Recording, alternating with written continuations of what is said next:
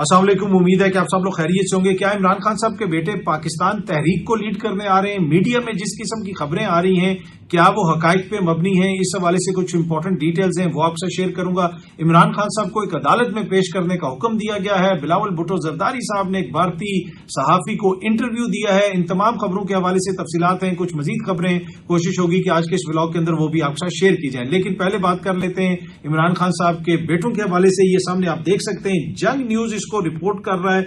इस खबर की अगर आप हेडलाइन पढ़ें, पीटीआई तहरीक की सरकर्दगी इमरान के बेटों के सुपुर्द करने के सवाल पर तकसीम। तो बुनियादी तौर पर खबर यह है कि जो इमरान खान साहब के साहबजादे पाकिस्तान आ रहे हैं वो तहरीक इंसाफ की तहरीक को लीड करेंगे, लेकिन इस हवाले से तहरीक इंसाफ के अंदर जो है वो तकसीम है। कुछ लोग कहते हैं कि उनको लीड करने दिया जाए, कुछ लोग कहते हैं नहीं जी उनको लीड ना करने दिया जाए। लेकिन पहली बात यह है कि इमरान खान साहब के बेटे किसी सियासी एक्टिविटी में हिस्सा लेने नहीं आ रहे।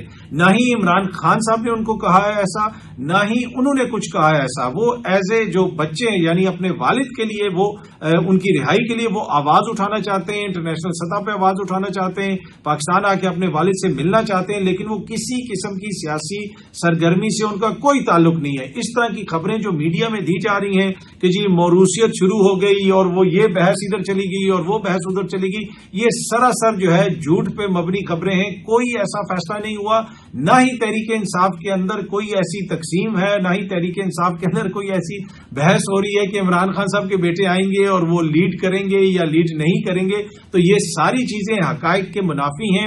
कल भी मेरी इमरान खान साहब की बहन से बात हुई, नौरीन नियाजी साहिबा से। उनसे मैंने पूछा, उन्होंने कहा जी उन बच्चों का ना कोई सियासत से ताल्लुक है, ना उन्होंने सियासत में हिस्सा लेना है, ना ही वो बैरून मुल्क जो पाकिस्तान तहरीक इंसाफ की तंजीमें वो उनसे भी इन टच नहीं है। तो पाकिस्तान में तंजीम से या जमात से इन टच होना तो दूर की बात है। तो इस किस्म की बहस तो छिड़ी जा रही है। उसका बुनियादी मकसद यही है कि देखें जी बिलावल और मरियम आप उस पर इतराज करते थे, अब कासिम और सलमान आ रहे हैं, लेकिन ना वो कोई लीड करने आ रहे हैं, ना ही इमरान खान साहब ने उनको इजाजत दी है, ना ही इमरान खान साहब ने उनको कहा है। वो सिर्फ अपने वालिद के लिए फिक्रमंद हैं और इस वक्त उनका जो एजेंडा है वो एक ही है कि उनके वालिद की उनके बकौल जो गैर कानूनी उनको हिरासत में रखा हुआ है, जो उनके ऊपर उनके बकौल झूठे मुकदमात कायम किए गए हैं, उस सारी चीज को आलमी सतह पर हाईलाइट करना और अपने वालिद की रिहाई के लिए काम करना सिर्फ और सिर्फ उनका इतना सा एजेंडा है। अच्छा, बिलावल का जिस तरह मैंने जिक्र किया कि बिलावल साहब ने एक भारतीय सहाफी को इंटरव्यू दिया है, मैं उसके ऊपर आता हूं। बड़ी इंपॉर्टेंट ये स्टोरी है, लेकिन ये सामने आप हेडलाइन देख सकते हैं। एक अदालत ने जनाब हुक्म दिया है कि इमरान खान साहब को अदालत में पेश किया जाए, और इमरान खान साहब को अदालत में जब पेश किया जाएगा यकीनन बड़ा इंपॉर्टेंट ये ओकेजन होगा। जो ही मैंने ये खबर देखी और मेरे सामने ये हेडलाइन आई कि इमरान खान को अदालत में पेश करने का हुक्म, ये सामने आप देख सकते हैं, लाहौर की अदालत का बानी पीटीआई को जाती हैसियत में पेश करने का हुक्म। अब ये खबर बड़ी इंपॉर्टेंट है, फौरन आपके जहन में आएगा कि इसकी तफसील पढ़ें, पर यकीन कीजिए कि मैंने इस खबर की जो ही हेडलाइन पढ़ी उसके बाद मैंने तफसील ही नहीं पढ़ी। क्यों नहीं पढ़ी? कि मुझे पता है कि इमरान खान को किसी भी सूरत में किसी अदालत में पेश नहीं किया जाएगा। ये इस वक्त हालत है मुल्क के अंदर कि आपको पता है, मुझे पता है कि जो मर्जी अदालत हुक्म दे दे, इमरान खान साहब को किसी अदालत में पेश नहीं किया जाएगा। तो क्या जरूरत है खबर की तफसील पढ़ने की? आप हेडलाइन पढ़ के आपको पता चल जाता है कि जनाब इसका क्या नतीजा निकलेगा। अभी भी जितने उनके ट्रायल्स हो रहे हैं वो जेल के अंदर ही हो रहे हैं। इसी तरह दीगर लीडरान के जो ट्रायल्स हो रहे हैं वो भी जेल के अंदर हो रहे हैं। भाई आप उनको ओपन अदालतों में क्यों नहीं ट्रायल करते, ताकि जाएं लोग देखें, अपने सामने रिपोर्ट करें। जेल के अंदर किसी को जाने दिया जाता है, किसी को नहीं जाने दिया जाता। तो इमरान खान साहब को किसी अदालत में पेश करने का हुक्म दिया गया है। मैंने जहमत ही नहीं की और ना ही मैं चाहता हूं कि आप जहमत करें कि आप इस खबर की तफसील जानें और पता करें कि जी किस अदालत ने हुक्म दिया है, कितने बजे उनको बुलाया है, क्यों बुलाया है। इसलिए कि ना उनको पेश किया जाएगा और ना ही इमरान खान साहब को किसी कैमरे के सामने आने दिया जाएगा। तो लिहाजा ये फैसला पहले ही इस हुकूमत ने किया हुआ है, तो क्या जरूरत है मैं आप अपना टाइम जाया करें। अच्छा, बिलावल भुट्टो जरदारी साहब ने तो टाइम जाया नहीं किया, उन्होंने भारतीय सहाफी को इंटरव्यू दिया, करण थापर साहब को। अब इंटरव्यू के अंदर जो बिलावल का रवैया था वो इंतहाई माजरत ख्वाना किस्म का, स्माइल दे रहे हैं बार बार, और करण थापर जो है वो बड़ा एग्रेसिवली वो क्वेश्चन कर रहे थे और बदतमीजी की हद तक जो है वो क्वेश्चन कर रहे थे। पहली चीज ये है, क्या बिलावल कभी अलाउ करेंगे कि पाकिस्तान में कोई सहाफी उनसे इतना सख्त सवाल करे? ये जो शाहिद खानदान है पाकिस्तान के, कभी ये किसी उस सहाफी को इंटरव्यू देंगे? جس کے حوالے سے ان کو شائبہ بھی ہو کہ وہ کوئی سخت سوال کر لے گا. اور سپریم کورٹ کے باہر ایک دفعہ ایک صحافی نے بلاول بھٹو زرداری صاحب سے ایک سوال کیا تھا تو وہ غصے میں آ گئے تھے. ان کا 1 منٹ رک جاؤ, مجھے بات کرنے دو. اور پاکستان میں تو بلاول کبھی اس ٹی وی چینل کا مائک اٹھا دیتے ہیں, کبھی صحافیوں کے حوالے سے یہ کہتے ہیں, کسی تقریب میں کوئی بول رہا ہو تو کہہ رہے ہوتے ہیں سٹاپ, گیٹ آؤٹ, باہر چلے جاؤ. اس قسم کی باتیں کرتے ہیں, غصے کا اظہار کرتے ہیں کہ مجھ سے کون سوال کرے گا. وہاں پہ جتنا معذرت خوانا بھارتی صحافی کے سامنے بلاول کا رویہ تھا وہ انتہائی پریشان کن تھا. اب اس انٹرویو کے بعد کچھ لوگ اس کے اوپر بیانیاں بنانے کی کوشش کر رہے ہیں کہ جی بلاول نے بڑا پولائٹلی جواب دیے ہیں اور بھارتی صحافی بڑا اگریسو تھا, بڑا بد تہذیبی کا مظاہرہ کر رہا تھا. اب اس میں ایشو یہ ہے کہ تہذیب کے دائرے میں رہ کے آپ کو بات کرنی چاہیے, لیکن جب اگلا جس طریقے سے بات کر رہا ہو آپ کو تھوڑا سا اسرٹیو ہو کے اس کا جواب دینا چاہیے. لیکن اس کو بڑا پورٹرے کیا جا رہا ہے کہ جی بلاول نے کوئی بڑا زبردست انٹرویو دے دیا. دوسری بات یہ ہے جو زیادہ امپورٹنٹ چیز ہے, کیا کسی بھارتی بڑی جماعت کا لیڈر پاکستان کے کسی صحافی کو ایسے انٹرویو دے گا؟ کیا آپ سوچ سکتے ہیں؟ یہ بنیادی طور پہ احساس کمتری ہے جو ہماری پولیٹیکل اشرافیہ, ہماری سیاسی اشرافیہ اور ہماری جو آرٹسٹ وغیرہ, شاعر وغیرہ, ان کی جو اشرافیہ ہے یہ ان کے اندر پایا جاتا ہے. یہ سمجھتے ہیں کہ شاید کوئی بھارت بہت بہتر ہے اور بھارت جو ہے وہ ادھر کوئی یہ چیز بڑی اچھی ہے, وہ چیز بڑی اچھی ہے, اور اسی وجہ سے آپ دیکھیں گے کہ ان کی ہر چیز کے اندر لگتا ہے ایسے ہے کہ کوئی اپیزمنٹ کی پالیسی ہے. ان کو انٹرویو دے کے شاید کوئی بہت بڑی بات ہو جائے گی. پاکستان کے کسی صحافی کو تو جس طرح میں نے پہلے بھی عرض کی کہ یہ ایسے انٹرویو دیں گے, اور بھارتی ان کی صحافیوں میں رکھا ہوا کیا. اس صحافی کا کیا رویہ تھا؟ اس سے پہلے وہ برکھا دت آئی تھی, میاں صاحب نے اسپیشل اس کو ٹائم دیا تھا. وہ برکھا دت جس نے ابھی بھی پاکستانی پائلٹ پکڑ کے رکھا ہوا ہے, ابھی تک نہیں چھوڑا. جنگ ختم ہو گئی, رافیل گر گئے, لیکن پاکستانی پائلٹ ابھی تک اس نے پکڑا ہوا ہے.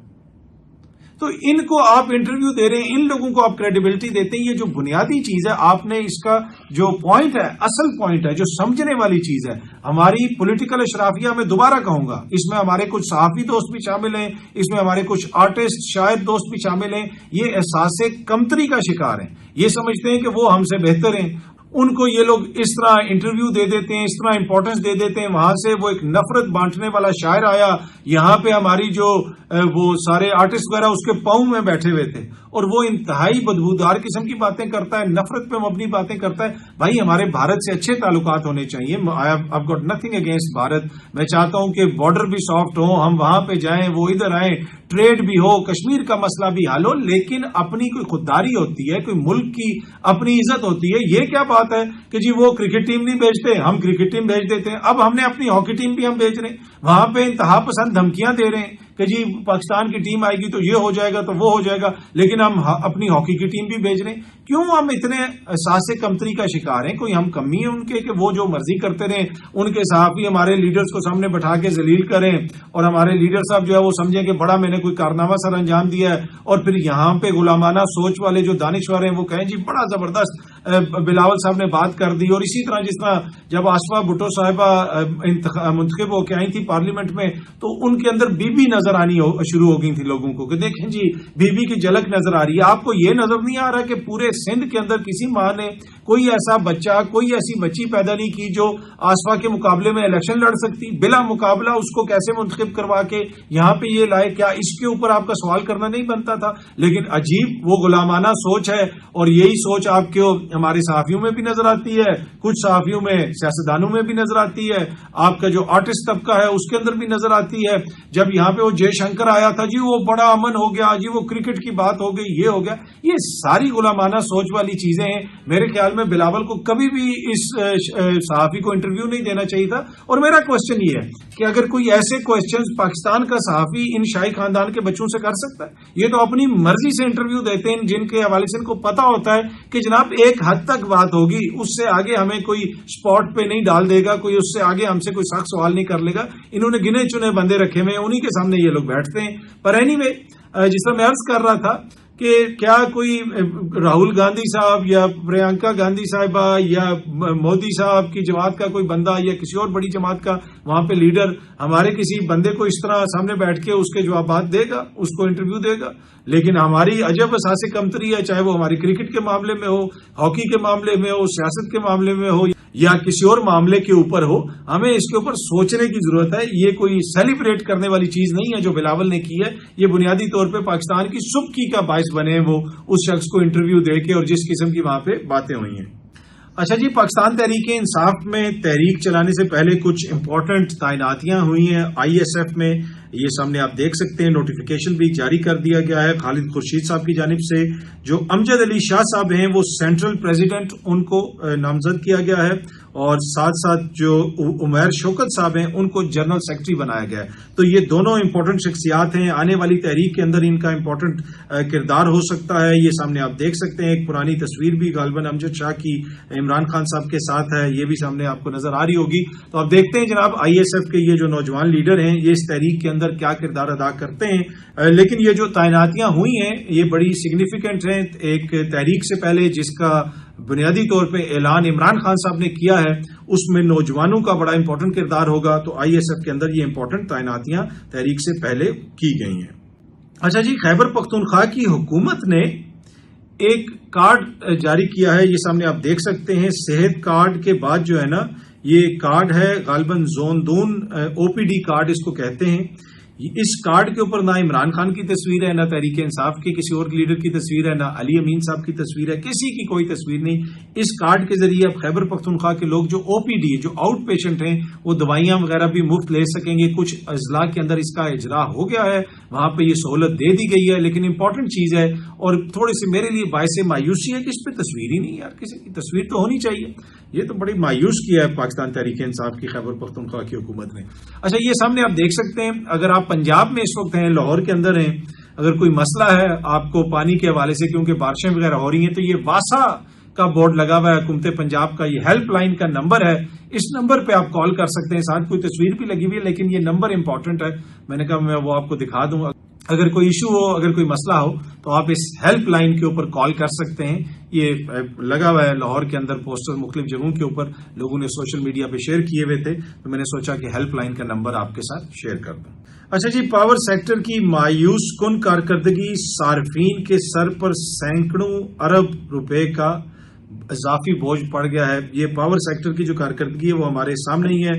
اس میں اگر آپ تھوڑی سی خبر کی تفصیل پڑھیں تو گڈو پاور پلانٹ کی بندش سے 116 ارب اور نیلم جیلم کی بندش سے 35 ارب کا نقصان ہوا. ممبر نیپرا نے جناب اپنی رپورٹ میں یہ لکھا ہے اور عام صارفین کے اوپر ہی بوجھ پڑتا ہے. کل میں دیکھ رہا تھا کہ ایک بل بہت زیادہ سوشل میڈیا پہ شیئر ہو رہا تھا، غالباً وہ گیس کا بل تھا جس پہ کسی عام صارف کو 1 کروڑ سے زیادہ بل آ گیا. اور اب یہ کہا جا رہا ہے کہ شاید اس بل کو ٹھیک کیا جا رہا ہے محکمے کی جانب سے. یہاں پہ بڑا ایشو یہ ہے کہ اگر اس قسم کا کوئی فضول بل آ جائے تو کوئی میکنزم ہی نہیں ہے. لوگ بےچارے گھومتے پھرتے رہتے ہیں لیکن وہ بل ہی ٹھیک نہیں ہوتا. وہ یہ کہتے ہیں جی ہم قسطیں کر دیتے ہوں. بھائی بل غلط آیا، قسطیں کیا آپ کہہ رہے ہیں. لیکن اب کہا جا رہا ہے کہ اس بل کو ٹھیک کرنے کے حوالے سے محکمے نے کوئی آرڈرز وغیرہ جاری کیے ہیں. اب دیکھتے ہیں کہ یہ جو صارف کو بل آیا ہے 1 کروڑ سے زیادہ کا، یہ ٹھیک ہوتا ہے یا نہیں ہوتا. لیکن پاور سیکٹر کی مایوس کن کارکردگی کی وجہ سے آپ پہ، مجھ پہ، پاکستان کی عوام پہ کافی زیادہ بوجھ پڑ رہا ہے. اچھا، اتھارٹی بنا دی گئی ہے جناب. اس حوالے سے ایک آرڈیننس جاری کیا گیا ہے. Authority to regulate crypto and digital assets جو ہے یہ بنائی گئی ہے.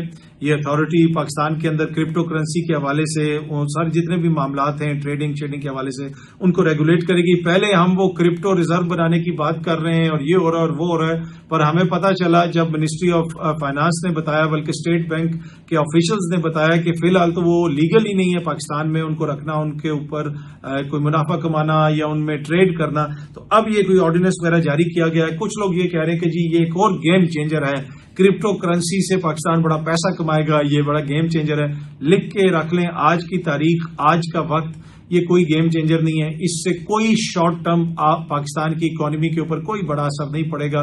آپ دیکھیں گے کہ یہ ون آف دوز جسے آپ کہتے ہیں نا منصوبے جو ہر حکومت لانچ کرتی ہے کہ یہ ہو جائے گا وہ ہو جائے گا، اس میں کوئی گیم چینجنگ نہیں ہے. اگر کرپٹو سے گیم چینجنگ ہونی ہوتی تو باقی ساری دنیا میں فیکٹریاں بند کر دی جاتی، انویسٹمنٹس بند ہو جاتی اور کرپٹو لوگ خریدنا شروع ہو جاتے. پر اینی وے یہ بنا دی گئی ہے ایک اتھارٹی. اب دیکھتے ہیں کہ آگے اس میں کتنا پاکستان کماتا ہے. باقاعدہ بڑے سنجیدہ لوگ کہہ رہے ہوتے ہیں جی کرپٹو سے بڑا یہ ہو جائے گا وہ ہو جائے گا. شارٹ ٹرم میں کچھ بھی ایسا ہوتا ہوا مجھے نظر نہیں آ رہا. اچھا جی، آن لائن جو مسائل ہیں، ایک تو یہ کرپٹو کرنسی وغیرہ بھی ہے، اس کے علاوہ دیگر جو سکیمز ہیں کرپٹو کے بھی اسکیمز پوری دنیا میں بہت زیادہ ہوتے ہیں، لیکن پاکستان کے اندر آن لائن اسکیمز میں بھی کافی زیادہ اضافہ ہو رہا ہے، کیونکہ آن لائن اکانومی جب بڑھتی ہے، آن لائن خرید و فروخت میں اضافہ ہوتا ہے، لوگ انویسٹمنٹ کی اپرچونٹیز دیتے ہیں، تو پھر فراڈیے جو ہیں اس کو استعمال بھی کرتے ہیں اس میڈیم کو جس میڈیم کے اوپر لوگ اپنا پیسہ خرچ کر رہے ہوں، تو آن لائن اسکیمز ہو رہے ہیں۔ یہ فیصل آباد کی خبر ہے کہ 87 آن لائن اسکیم سسپیکٹس جو ہیں ان کو گرفتار کیا گیا ہے اور فزیکل ریمانڈ پہ ان کو بھیج دیا گیا ہے۔ یہ فیصل آباد کی اسپیشل کورٹ نے یہ حکم دیا ہے۔ مختلف لوگوں کو جو ہے وہ ان کے سامنے پیش کیا گیا، جس میں غیر ملکی بھی شامل ہیں، 18 خواتین بھی شامل ہیں، اور اس میں 48 چائنیز نیشنل شامل ہیں، اور ان لوگوں کو گرفتار کیا گیا جناب کسی فیکٹری سے چک 54 RB کے قریب۔ اور یہ جو فیکٹری ہے، ڈان نیوز رپورٹ کر رہا ہے کہ فیصل آباد الیکٹرک سپلائی کمپنی جو فیسکو ہے اس کے بورڈ آف ڈائریکٹرز کے جو فارمر چیئرمین ہیں ملک تحسین اوان صاحب، یہ ان کی فیکٹری ہے۔ ڈان نیوز یہ رپورٹ کر رہا ہے۔ اب دیکھتے ہیں جناب اس کیس میں سے کیا نکلتا ہے۔ پہلے بھی اس طرح کی خبریں آ رہی ہیں کہ پاکستان کے اندر مختلف جگہوں پہ آن لائن سیٹ اپ لگا کے بڑے پیمانے پہ فراڈ ہو رہا ہے، جس میں غیر ملکی بھی شامل ہیں۔ تو اب اس کیس کی جو بھی تفصیلات سامنے آتی رہیں گی، کوشش ہوگی کہ آپ کے ساتھ شیئر کی جائیں۔ اچھا جی، وفاقی وزیر اطلاعات عطا تارڑ صاحب جو ہیں وہ بیجنگ پہنچ گئے ہیں۔ وہاں پہ عطا تارڑ صاحب عالمی تہذیبوں کے مکالمے پر وزارتی اجلاس میں شرکت کے لیے بیجنگ گئے ہیں۔ جناب عالمی تہذیبوں کا ایک مکالمہ ہوگا، وہاں پہ عطا تارڑ صاحب گئے ہیں، پاکستان کی وہ نمائندگی کریں گے۔ تہذیبوں والا معاملہ تھا تو میرے خیال میں طلال چودھری صاحب کو اور خواجہ آصف صاحب کو، سب ان سارے جتنے بھی ماشاءاللہ بہترین ہماری تہذیب کا مظاہرہ کرتے ہیں، بلکہ کچھ اور لوگ بھی ہیں۔ ایک نے تو یہ بھی کہا تھا نون لیگ کے ممبر نے کہ گالی پنجاب کا کلچر ہے، تو میرے خیال میں ان کو بھی بھیج دیا جاتا تاکہ وہ بھی جا کے، اس لیے کہ عالمی تہذیبوں کا وہاں پہ مکالمہ ہے نا، تو مکالمے کے اندر تو ہر کسی کو شامل ہونا چاہیے۔ پر عطا صاحب جو ہیں وہ جا رہے ہیں اور وہاں پہ وہ شرکت کریں گے۔ ویسے اگر حالیہ یہ جو جنگ ہوئی تھی نا ہماری انڈیا کے ساتھ، اس میں مختلف وزراء نے انٹرویوز وغیرہ دیے۔ خواجہ آصف صاحب کی پرفارمنس تو انتہائی ابزمل تھی، انہوں نے تو انتہائی وہ جو ہے نا سطحی قسم کی باتیں کی، جی کو سوشل میڈیا پہ ثبوت موجود ہیں۔ لیکن اس سارے عرصے کے دوران اگر کسی وزیر کی کارکردگی بہتر تھی انٹرنیشنل میڈیا پہ بات کرتے ہوئے، کسی بھی وزیر کی، وہ عطا تارڑ صاحب کی تھی۔ انہوں نے اپنے انٹرویوز کے اندر بڑی پرسائز قسم کی انفارمیشن دی، جتنا بات بتانی چاہیے اتنی بات بتائی۔ وہ بلاول ہو جائے، دیگر ہو جائے، وہ ہائپ تو زیادہ تھی لیکن اتنے ہمیں معاملات نظر نہیں آئے۔ اور اب یہ جو انڈیا والے صحافی کو انٹرویو دے کے تو بلاول صاحب نے مزید ہی جو ہے وہ سونے پہ سہاگا کر دیا۔ لیکن ہمارا جو ہم نے بھارت کو شکست دی ہے، اس میں اگر ہمارے کسی وزیر کی کارکردگی میڈیا کے اوپر بہتر تھی، انٹرنیشنل میڈیا کے اوپر، وہ عطا تارڑ صاحب کی تھی۔ بہت جلدی آپ سب دوستوں سے دوبارہ ملاقات ہوگی۔ Thank you very much.